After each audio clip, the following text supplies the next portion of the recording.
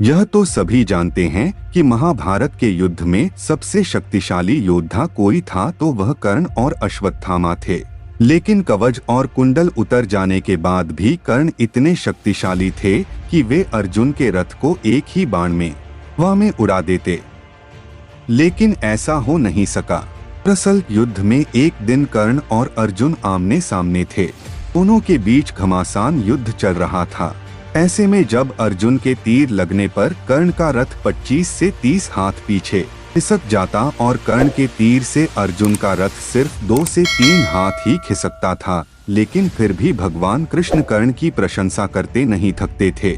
ऐसे में अर्जुन से रहा नहीं गया और उनसे पूछ ही लिया कि हे पार्थ, मेरी शक्तिशाली प्रहारों की बजाय उसके कमजोर प्रहारों की प्रशंसा कर रहे हैं, ऐसा क्या कौशल है उसमें?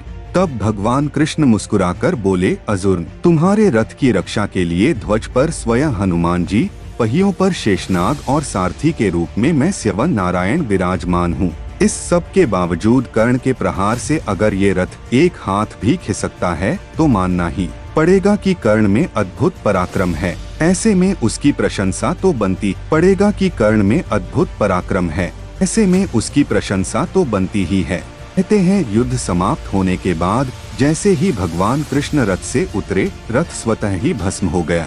वो तो कर्ण के प्रहार से कब का भस्म हो चुका था, पर नारायण विराजे थे इसलिए चलता रहा। ये देख अर्जुन का सारा घमंड चूर चूर हो गया। हनुमान जी के बारे में जानते हैं। हनुमान जी के बगैर युद्ध जीतना असंभव था। हनुमान जी के बारे में तो सभी जानते हैं कि उनके बगैर तो यह युद्ध जीतना असंभव था। हनुमान जी से पांडवों की मुलाकात वनवास के दौरान गंधमादन पर्वत पर हुई थी। मान्यता अनुसार भीम और हनुमान दोनों भाई हैं, क्योंकि भीम और हनुमान दोनों ही पवन देव के पुत्र हैं। श्री कृष्ण की युक्ति के अनुसार हनुमान जी से पांडवों ने जीत का आश्वासन ले लिया था। इसी के चलते वे युद्ध में अर्जुन के रथ के ऊपर ध्वज में विराजमान हो गए थे। दिन अर्जुन अकेले वन में विहार करने गए। घूमते घूमते वे रामेश्वरम चले गए। वहाँ उन्हें श्री राम जी का बनाया हुआ सेतु देखा। यह देखकर अर्जुन ने कहा कि श्री राम जी को सेतु बनाने के लिए वानरों की क्या जरूरत थी, जबकि वे खुद ही सर्वश्रेष्ठ धनुर्धर थे। उनकी जगह मैं होता तो यह सेतु बाणों से बना देता। यह सुनकर हनुमान जी ने कहा कि बाणों से बना सेतु एक भी व्यक्ति का भार झेल नहीं सकता। अब अर्जुन ने कहा कि यदि मेरा बनाया सेतु आपके चलने से टूट जाएगा तो मैं अग्नि में प्रवेश कर जाऊंगा। हनुमान जी ने कहा, मुझे स्वीकार है, यदि मेरे 2 चरण ही इसने झेल लिए तो मैं हार स्वीकार कर लूंगा। अब अर्जुन ने अपने प्रचंड बाणों से सेतु तैयार कर दिया। लेकिन जैसे ही सेतु तैयार हुआ, हनुमान ने विराट रूप धारण कर लिया। हनुमान राम का स्मरण करते हुए उस बाणों के सेतु पर चढ़ पग रखते ही सेतु सारा का सारा डगमगाने लगा। दूसरा पैर रखते ही सेतु चरमरा गया।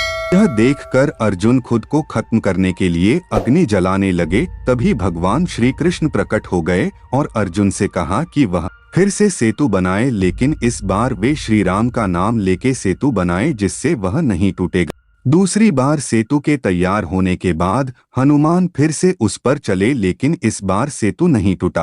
इससे खुश होकर हनुमान ने अर्जुन से कहा कि वे युद्ध के अंत तक उनकी रक्षा करेंगे।